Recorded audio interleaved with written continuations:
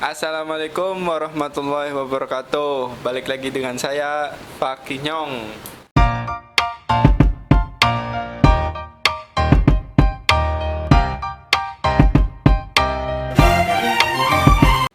Di video kali ini saya ada teman saya ini, namanya siapa Mas? Siapa aja boleh. So misterius banget ya. Kali ini saya akan mewawancarai, ya bahasanya baku banget, mewawancarai atau sekedar berbincang-bincang di saat pandemi corona ini. Saya akan menanyakan beberapa hal seputar ketenaga kerjaan.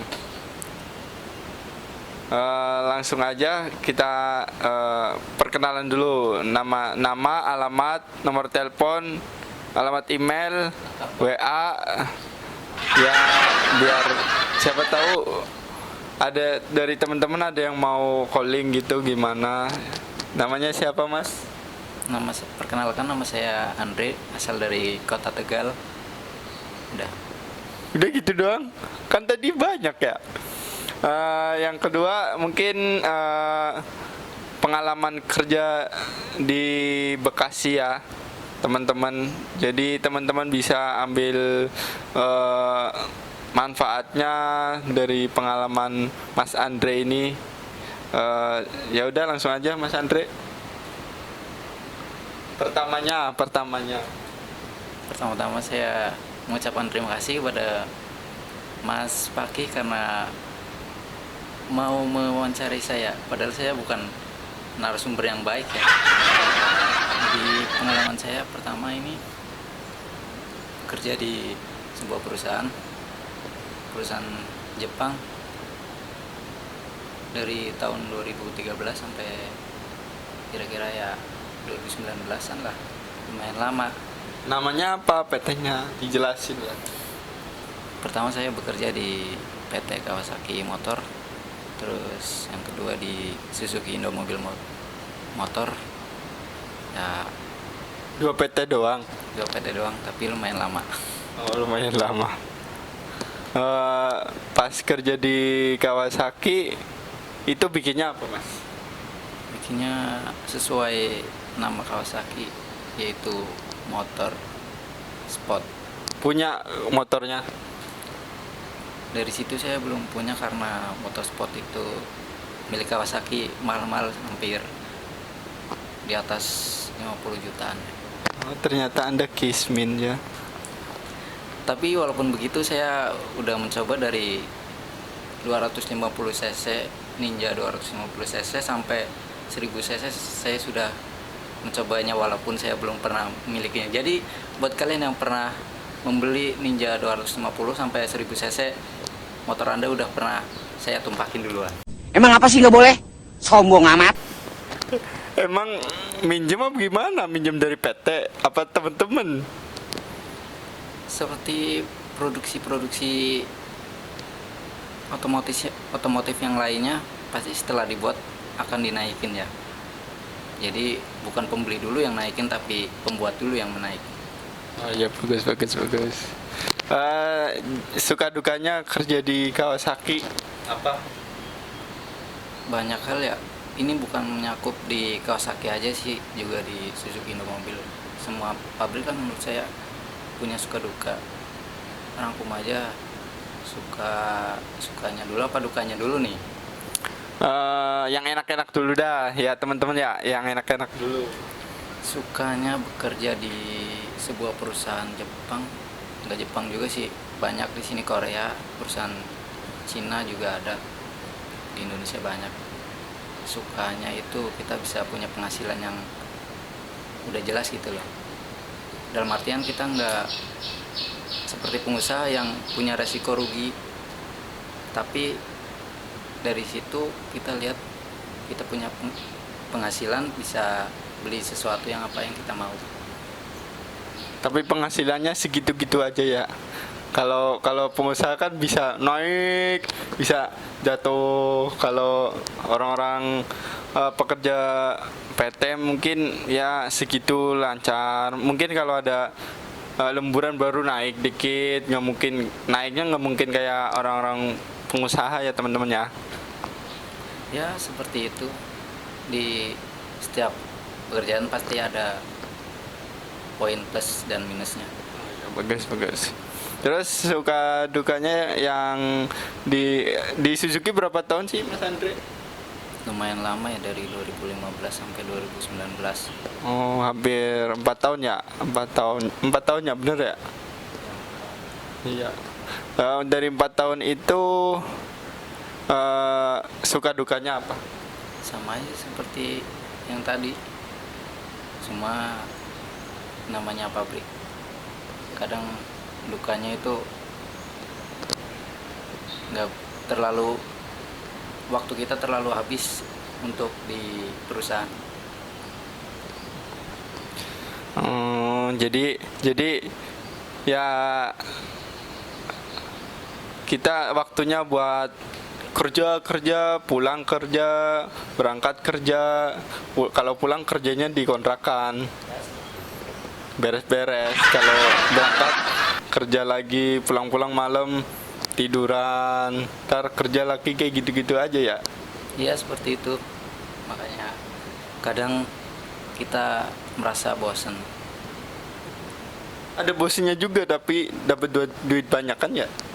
Ada bosannya, makanya kadang kalau sehabis gajian itu pasti banyak teman-teman kita juga belanjain langsung, puas-puasin supaya hilang capek kita selama sebulan.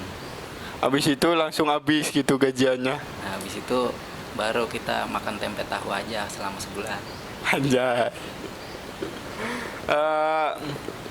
Lanjutnya yang mau saya tanyain, di saat pandemi sekarang kan ya, pandemi COVID-19 atau Corona ini, himbauan dari pemerintah nggak boleh mudik. Menurut Mas Andre bagus apa enggak? Pastinya nggak mudik kan? Ya saya sendiri kayaknya nggak mudik karena libur Lebaran cuma 2 hari. Terus sesuai anjuran pemerintah, ya kita hidup di negara Indonesia, ikutin aturan pemerintah walaupun tidak sesuai pikiran kita. Kita juga harus tahu lah poin plus minusnya dari kita balik kampung, dari calon-calon kita balik sendiri. Kita juga harus memikirkan keluarga yang di kampung, apakah kita membawa virus ini yang ditakutkan seperti itu. Ya tapi kan ada gimana ya, ada perasaan ya kok Lebaran kali ini nggak pulang gitu, yang ditunggu-tungguin selama ya mungkin hampir mau setahun nggak pulang, ditunggu-tungguin mau pulang, giliran mau Lebaran nggak bisa pulang kampung teman-teman. Itu ya suatu ya dilema tersendiri buat para pekerja, khususnya di Bekasi dan sekitarnya. Mungkin kayak gitu ya Mas Andre. Ya mungkin seperti itu, tapi dari sisi kita lihat TKI kita yang berada di Taiwan, Jepang, Korea dan lain sebagainya, juga mereka merasakan seperti itu. Juga nggak sekali setahun, dia juga di sana lama, nggak bisa nyampe 3 tahun, bisa lebih. Mereka juga pasti punya rasa yang sama, jadi kita bisa merasakan apa yang mereka rasakan juga. Andre, kata Pak Jokowi kan antara pulang kampung dan mudik itu beda. Apa pendapat Mas Andre? Kalau saya terserah aja lah, karena saya juga nggak tahu. Yang jelas sama-sama menuju arah kampung. Ya kan kata Pak Jokowi kan kalau pulang kampung itu asli sono, KTP sono, KTP kampung. Tapi kerja di sini, keluarganya di kampung. Kalau mudik itu keluarganya di Bekasi, umpamanya nih keluarganya di Bekasi tapi punya kampung halaman di kampung. Jadi gimana ini? Ya memang pengertiannya bisa seperti itu, tapi kalau urusan masalah pandemi begini, untuk penularan sendiri kan kita nggak melihat bahwa dia dari kampung asal dia atau dia mudik atau dia balik kampung, tetap aja sama aja. Jadi ya terinfeksi mah terinfeksi aja gitu ya. Eh, oh iya, waktu Mas Andre sedikit cerita dong, gimana Mas Andre dulunya bisa kerja di Kawasaki, daftarnya lewat apa dulu gitu. Biar para teman-teman itu juga tahu yang belum yang mungkin mau pengen bekerja di Kawasaki, gimana caranya dulu gitu. Mungkin kalau sekarang juga ya mungkin ada bedanya, bukan kayak yang Mas Andre jelaskan. Bisa jelaskan Mas Andre?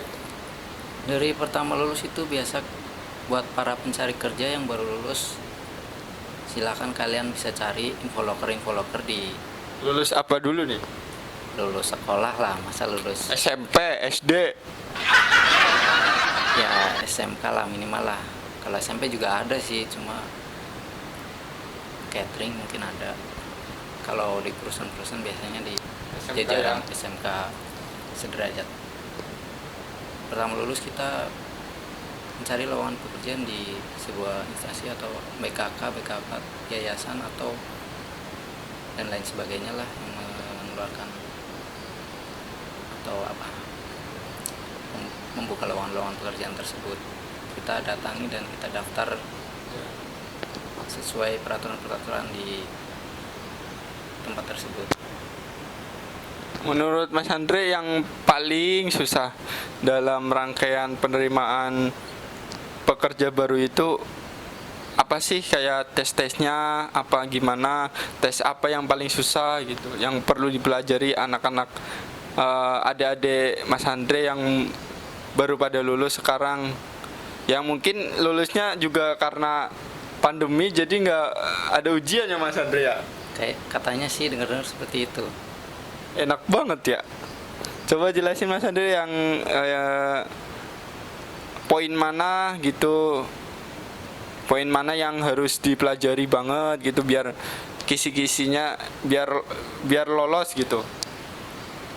Saya sih bukan menggurui ya, tapi dari rangkaian pendaftaran pekerjaan itu biasanya tadi kita daftar di yayasan atau dan lain sebagainya.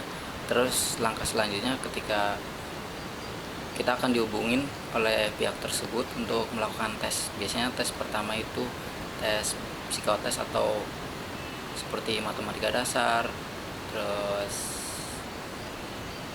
apa itulah pokoknya hitung-hitungan soal cerita gitu. Terus langkah selanjutnya Kreplin ada nggak Kreplin? oh, Kreplin ada, itu yang menghitung.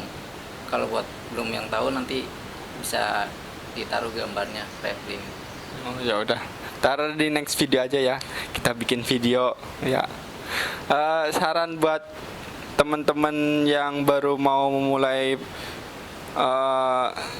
apa namanya, kan ini banyak juga teman-teman yang baru mau daftar. Tentunya ini, tapi di saat pandemi kayak gini kan mungkin agak susah nyari lowongan kerja di Bekasi aja. Kayak BKK udah pada tutup. Bahkan PT pun di sini banyak yang diliburin, teman-teman, termasuk saya diliburin, dirumahin gitu.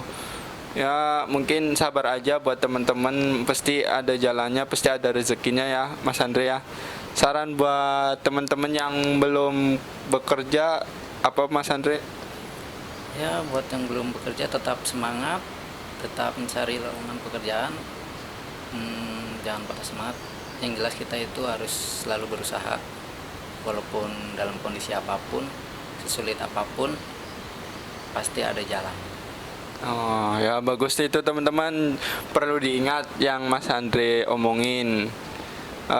Buat teman-teman yang mau mencari kerja ya mungkin habis lebaran atau habis lebaran haji mungkin kalau banyaknya. Kalau buat habis lebaran Idul Fitri mungkin belum banyak lowongan kerja Mas Andre ya? Iya belum banyak, karena dari sekarang aja masih banyak PT-PT yang down. Jadi mungkin pemulihan juga mudah-mudahan kita doakan semoga pandemi COVID ini cepat selesai. Amin.